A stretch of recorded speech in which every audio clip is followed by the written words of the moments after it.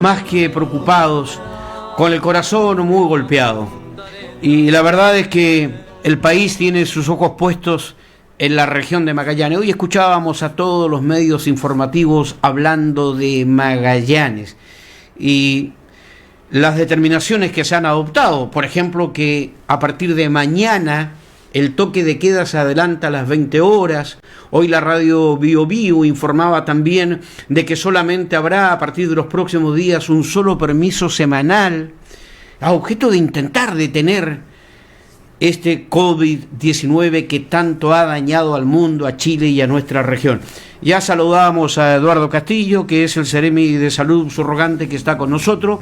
Eduardo, queremos saber definitivamente cuál es la situación de este instante, por ejemplo, en nuestro principal centro hospitalario, en el Hospital Clínico de la ciudad de Punta Arenas. Hoy día estamos con una situación compleja desde hace un mes, en realidad. Todo el mes de septiembre ha sido bien difícil porque hemos tenido casi 5.000 casos nuevos y hemos tenido la mayor cantidad también de fallecimientos. Tuvimos 50 fallecimientos en los primeros 5 meses y medio, desde que empezó el 14 de marzo al 30 de agosto, y solo en septiembre tuvimos 35 más. Entonces es una situación que se ha complejizado, sobre todo en la presión hospitalaria. Esa es la principal preocupación que siempre hay, que cuando hay muchos casos presionan el sistema hospitalario, y en ese sentido el Hospital Clínico, que era el único hospital de referencia en Magallanes para atender a los pacientes COVID, hoy día también ha tenido que atender pacientes COVID el Hospital de Puerto Natales y el Hospital de Porvenir. Y además de eso, hemos tenido que aeroevacuar a más de 35 magallánicos, que es una situación bien compleja, desde el punto de vista no solo práctico, sino también emocional. Un paciente va a despertar en otro hospital, en otra ciudad, lejos de su familia, y la familia queda, por otro lado, acá, solo a través de una comunicación telefónica. Con esas aeroevacuaciones, a veces se maneja entre 15 a 18 camas ocupadas en UCI de 24. Y a veces hemos llegado a 21 y hay días en que hemos llegado a la ocupación total. ¿Tienen información, Eduardo, qué ocurre en el día de hoy? ¿Cuántas camas ocupadas en la UCI? En la mañana, porque va variando, habían 18 camas ocupadas de 24. Eduardo, este es el momento más difícil, más complicado. Ha superado largamente lo que había acontecido en el mes de abril bajo la administración Mañalich, que obligó en un momento determinado a traer respiradores desde Santiago. Ha llegado personal médico a reforzar el trabajo del personal ya habitual en el Hospital Clínico de Punta Arenas. Ha sido muy distinto a la primera vez. En primer lugar, porque ahora el nivel de contagio también ha afectado a personal de la salud. El hospital desde hace semanas que está en promedio con 120 funcionarios COVID positivos y cerca de 200 más como contacto estrecho. O sea, ha llegado a tener 300 y un poco más de personal ausente. Más los ausentes que están también por razones de ser pacientes crónicos, etcétera. Entonces, eso ha complejizado y ha significado que han llegado equipos permanentemente de apoyo desde Santiago, desde Temuco y de otras regiones para suplir la necesidad, porque además no es solo personal, sino personal calificado. Esa es una situación compleja que se ha vivido. Hemos evacuado más personas. La primera vez se evacuaron solo 18 personas. Ahora vamos llegando a 35 y un poco más. Seguramente vamos a terminar en 40 durante la semana. Entonces es una situación muy distinta, y lo otro es que se ha implementado... Perdón Eduardo, ¿todos a Santiago? No escuché la pregunta. Le consultaba si todos los pacientes que han sido evacuados en los últimos días han sido trasladados a Santiago. Los primeros fueron algunos trasladados a Puerto Montt y Osorno, y el resto, la mayoría, han sido a Santiago, efectivamente. Sí, en su gran mayoría. En primer lugar, el Hospital Metropolitano recibió a la mayor cantidad de gente, y algunos depende de la cobertura que tengan. No todos los pacientes que se trasladan son COVID, sino que también a veces se desocupa la UCI con pacientes no COVID, pero que pueden seguir su tratamiento también en otra ciudad, ¿no? La idea es desocupar las camas UCI en general, que no siempre están ocupadas con, por ejemplo, hoy día de 18 camas ocupadas, 15 son pacientes COVID. Habían 3 que no lo son. Entonces también hay que considerar de que no solo se ocupan camas hospitalarias, UCI, con pacientes COVID, porque también hay otras patologías que requieren de hospitalización, igual hay que tenerlas presentes. Y le decía que además esta vez había un tratamiento distinto que se llama cánulas de alto flujo, que no estaba en la primera vez y que evita un poco el que la persona llegue a veces a UCI o que llegue a intubación, que es una hiperoxigenación que hay para el paciente. Entonces, ahí ha habido, digo yo porque a veces uno puede pensar que hay menos presión hospitalaria, no. Había un tratamiento diferente y mejor, tal vez, que no existía la primera vez, y por eso quizás tenemos más disponibilidad de respiradores, que hemos llegado en un máximo de ocupación de un 55% esta vez. O sea, hay un margen importante de respiradores disponibles. Días pasados se anunciaba la visita de la subsecretaria de Salud, la doctora Daza. No ocurrió aquello. Sin embargo, vino un equipo enviado desde la capital, no sé en qué calidad, me imagino a observar la situación, a buscar las razones del por qué se ha tenido un contagio con efectos tan multiplicadores, y ya no solamente en Punta Arenas, ¿no?, sino también en provincias que habían estado escasamente infectados, como es Porvenir, Tierra del Fuego, como ha ocurrido en Última Esperanza. Escuchábamos ayer o antes de ayer una noticia grata entre todas las malas que hemos recibido en la región. El alcalde de Puerto Williams nos decía que en Cabo de Hornos hay 0 contagiados en este instante, lo que es una muy buena noticia. Eduardo, pero ¿qué razones han existido para que exista este contagio tan devastador en nuestra región? Se ha logrado indagar, analizar, se ha escuchado el aporte de la ciencia. En un momento determinado se dijo que los exámenes se estaban realizando mal aquí en la ciudad de Punta Arenas, lo que luego fue desmentido incluso por las máximas autoridades de la salud. Se filtró un documento anoche con el logo de Salud en Magallanes, sin firma, y donde se responsabiliza el poco compromiso de los trabajadores de la salud primaria a cargo de la trazabilidad de la región, lo que ha provocado evidentemente no solamente la reacción de los trabajadores de la salud, de los funcionarios de la salud primaria, sino del municipio y yo diría de toda la comunidad, que tiene un gran reconocimiento por la salud primaria en nuestra región. ¿Qué nos puede decir Eduardo sobre el particular? Yo creo que hay 3 elementos significativos que podrían explicar. Bueno, eso a veces los epidemiólogos estudian después y nos dan los resultados a veces cuando termine ya la pandemia, cuando uno hace un estudio como global. Pero yo creo que hay 3 elementos muy significativos.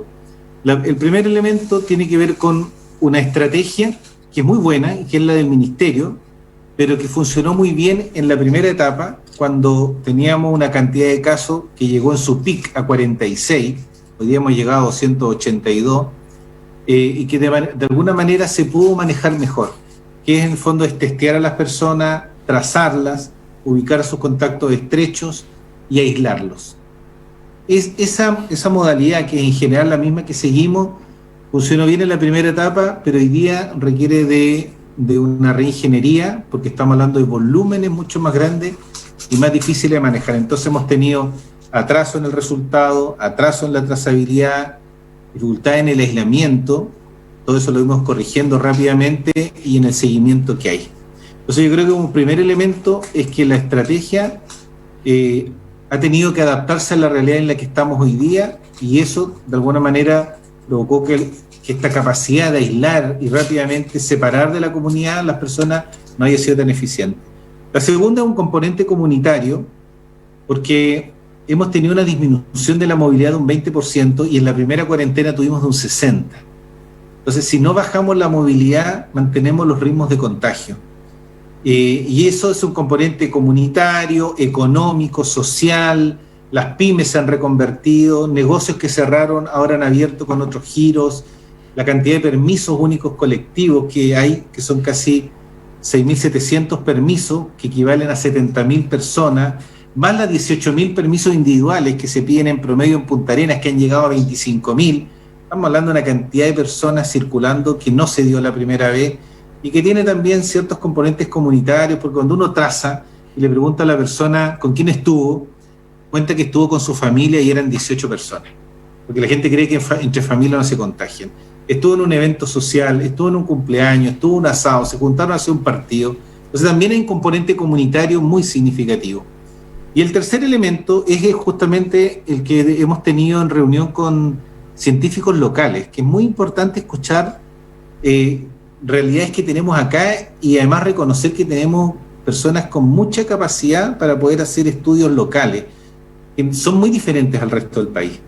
Y lo que ellos plantean como una teoría, porque todavía no está definido, requiere más estudios científicos, es que pudiéramos estar frente a una cepa distinta o a una mutación del virus, que es muy poco frecuente, 0,05% de frecuencia, pero cuya característica es que es muy contagioso. Y eso podría de alguna manera responder, porque hace un momento yo estaba en reunión con agentes sociales, de juntas de vecinos y de agrupaciones, y ellos también se hacían la misma pregunta, porque uno compara Santiago y el metro está lleno. Meis, Estación Central, Antofagasta, en fin. ¿Por qué ellos no tienen los mismos ritmos de contagio que nosotros? En circunstancias que tienen espacios de hacinamiento mucho mayores. Y eso podría tener una explicación científica a partir de esta cepa en la que hoy día estamos, que no es la misma que la que tuvimos en abril. En la primera ola. Y ahí podría haber una explicación también científica con estudios locales que se están haciendo, que es muy importante destacar. Eduardo, ¿y qué ocurrió con la filtración de este documento donde se responsabiliza a los funcionarios de la salud primaria en primera instancia, ¿no? Cosa que yo no sé si fue hoy definitivamente desmentido este hecho en la sesión extraordinaria a la que asistió, entiendo usted, y Nelson Reyes, que es el director de salud aquí en nuestra región. ¿Qué es definitivamente lo que ocurrió? ¿Quién es el responsable? El responsable, está surgió del Servicio de Salud, el documento, pero a propósito de una reunión que hubo del equipo que vino de Santiago. Y yo creo que le faltó elementos a conocer para emitir ese informe. Y parte de la responsabilidad estuvo en que ni a don Nelson Reyes ni a mí nos consultaron antes de enviarlo a Santiago. Cuando yo lo tuve ya era tarde, porque ya había sido enviado a Santiago, yo les hice ver las observaciones, en realidad no se ajustaba a la realidad, no se consideraron acuerdos que existían a nivel regional. Una cosa, tal como lo decía el alcalde, es la teoría que surge y otra cosa es cómo se adaptan estos programas a las realidades de cada región. Eso no fue considerado, hubo desconocimiento de convenios que habían, y por eso es que en realidad concluimos todo dos cosas. La primera es que el documento del todo no era correcto, por lo tanto no se podía considerar como válido, y la segunda es que ofendía profundamente a la atención primaria y al trabajo que han estado haciendo durante todo este tiempo y al compromiso que tienen. Y yo lo decía, no son palabras de buena crianza, porque yo les contaba el ejemplo, no quiero personificarlo, pero quizás se enoje mi hermana por lo que digo, porque es segunda vez que lo digo. Mi hermana es matrona de un consultorio, y tiene un niño de 2 años, y yo durante todo este tiempo de pandemia la he visto que ella jamás, con todas sus colegas matronas, han dejado de atender a las embarazadas. Y es un ejemplo de lo que ha pasado también con la entrega de medicamentos, con la atención domiciliaria, con todo lo que ha seguido haciendo la atención primaria. Entonces ha resultado muy injusto en realidad un informe que intentara hacerlos responsables de la situación que estamos viviendo y que también de alguna manera tampoco reconocía el trabajo que se ha hecho desde esta Seremi. Entonces tuvo 2 elementos el Consejo hoy día. El primero fue aclarar eso con el reconocimiento justo del personal de atención primaria, y el segundo, y ahí yo quiero reconocer la actitud que tuvieron el alcalde y los concejales, es que dijimos o nos quedamos en una discusión muy larga en torno a esto o avanzamos, y se entendió en realidad la urgencia que hoy día había de avanzar, y creo que eso yo también se lo agradecí públicamente. Las grabaciones además están, las sesiones se graban, Les agradecí porque entendieron la gravedad en la que estamos y la necesidad de que avancemos más que nos quedemos en un documento que del todo descartamos los que estábamos. Perdón, Eduardo, ¿tuvo la oportunidad de conversar con los funcionarios de la salud primaria en el día de hoy? ¿Hubo algún contacto entre la autoridad y los funcionarios, los trabajadores de la salud primaria? Eran los que estaban ahí presentes, que eran funcionarios de la corporación del área de salud. Junto con la encargada, con Rosita Vidal, la encargada de salud, parte de su equipo más cercano. Yo creo que manifestaron lo que todos los funcionarios de la atención primaria han manifestado durante el día de hoy, una noticia además que trascendió a nivel nacional, y uno siente que no ayuda en nada porque, y podía habernos distraído mucho de la urgencia, y yo le agradezco de nuevo a la atención primaria que entendió que hoy tenemos una urgencia y que aclarado los puntos, puestos sobre la mesa, mirándonos a la cara, lo pudimos dar por superado rápidamente. Y yo espero que también esa sea la estrategia en la que sigamos. De hecho, es así. Nosotros vamos a tener una persona, vamos a tener una estructura mejor de orden de la estrategia, con 3 delegados, 3 pilares sobre lo que se va a sostener, que es la atención primaria, el servicio de salud y la Seremi de salud. Y yo creo que hace una forma nueva que va a responder a las necesidades de hoy. Pero ¿quién asume la responsabilidad de haber emitido este informe que llegó sin firma?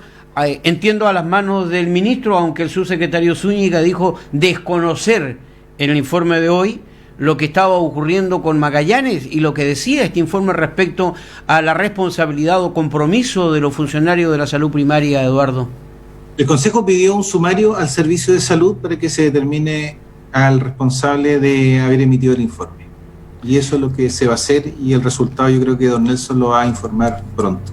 Eduardo, y han llegado desde Salud Central, digo yo, desde el Ministerio, los recursos comprometidos a la salud primaria, al municipio de Punta Arenas, a través del municipio de la Corporación y la Salud Primaria, para llevar a cabo la trazabilidad que está a cargo, bajo la responsabilidad, después de mucho tiempo, ¿no? Tanto tiempo se habló de que debería ser la salud primaria.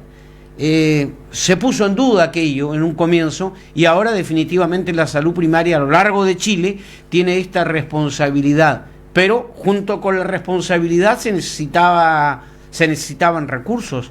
¿Esto lograron llegar a las arcas municipales? Han llegado los recursos en 2 remesas. La primera, que fue de 31 millones de pesos, y la segunda, que es la última, de 56 millones de pesos, porque la estrategia está distribuida así.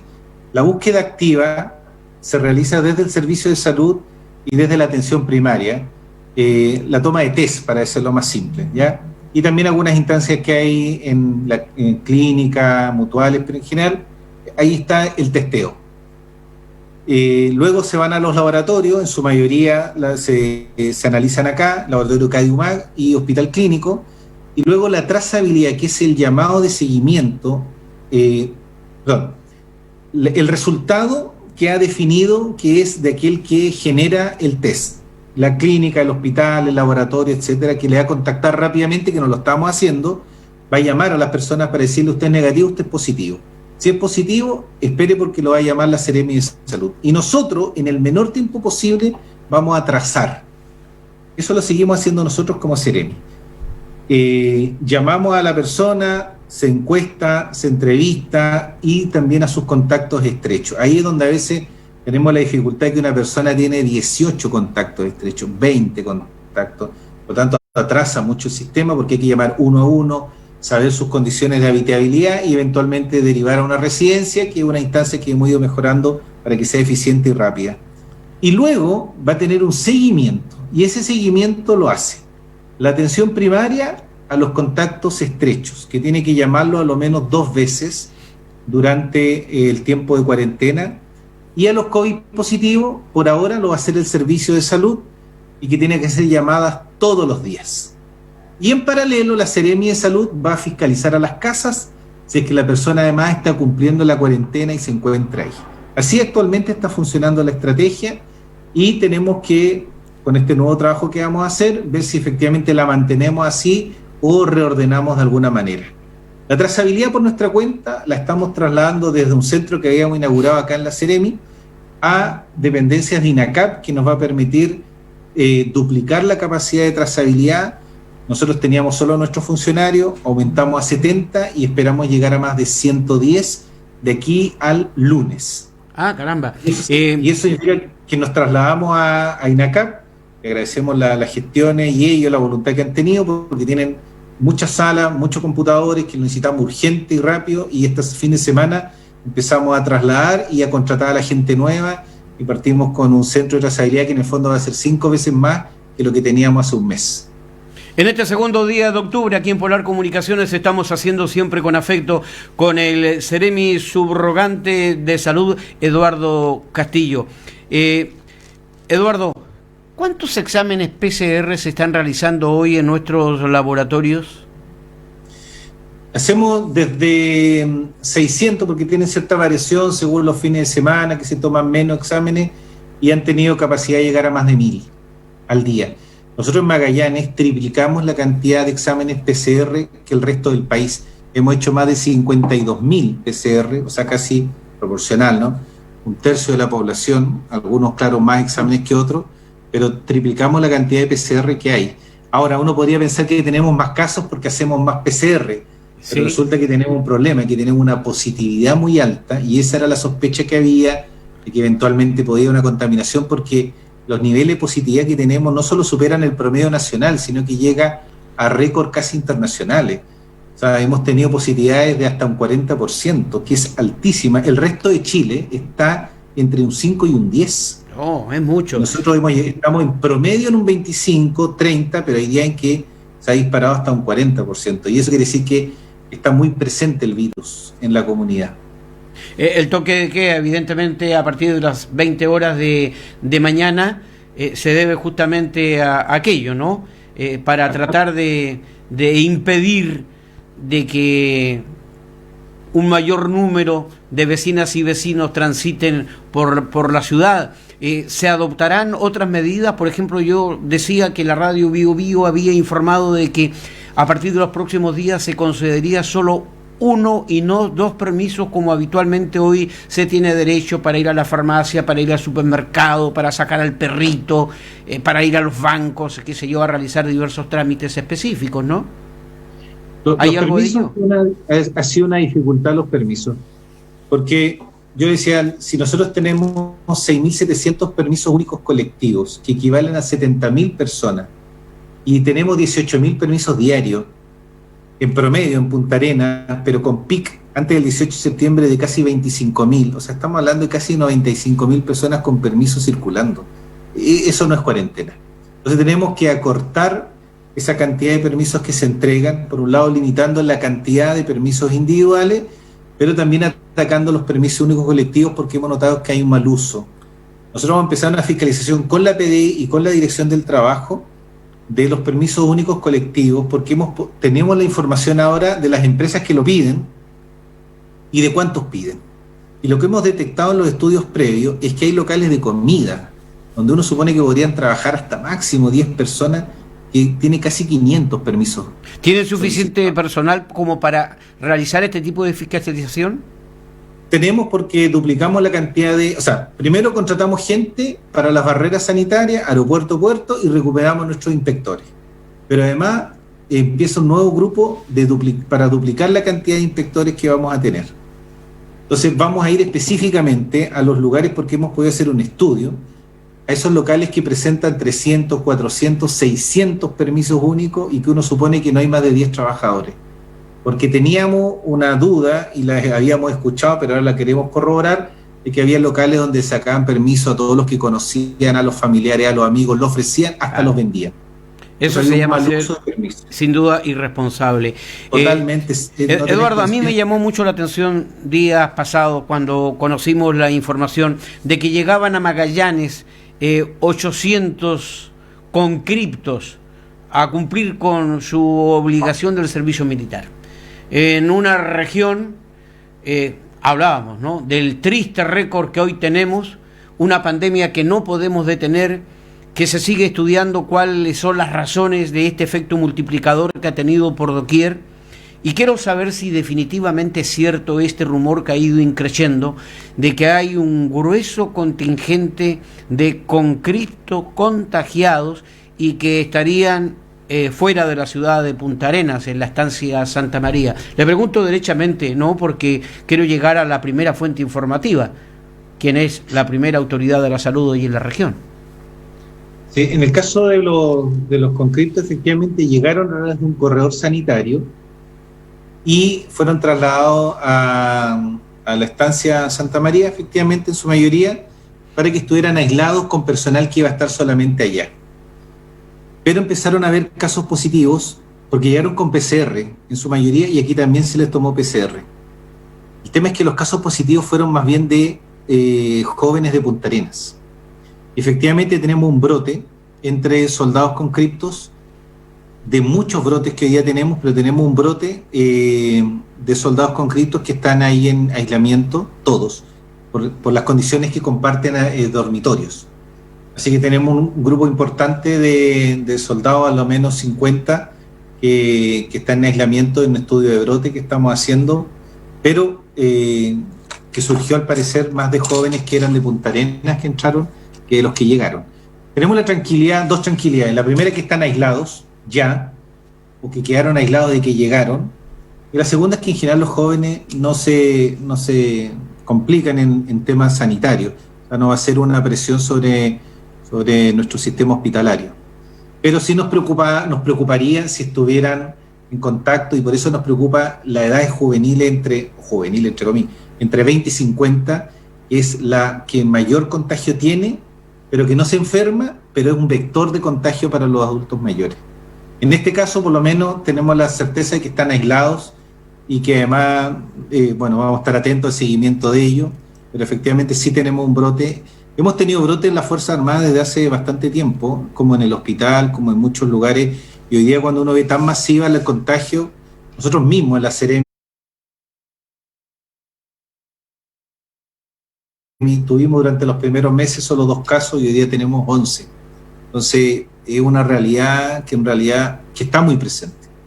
Eduardo, nos han quedado muchas inquietudes, ¿no? El tiempo ha corrido raudo, tengo que despedirlo. Le quiero agradecer la disposición, la gentileza. No hablamos una palabra del Hogar de Cristo, porque usted es un hombre de la iglesia, usted es diácono, usted es un cercano colaborador, conoce la realidad de nuestros abuelos, fundamentalmente, como decía Marcos Bubnis en su declaración, de la gente más humilde, de la gente más pobre, lo que es la pobreza, la vulnerabilidad. Aquello lo conversaremos en otra faceta, la faceta del ser humano que se dedica a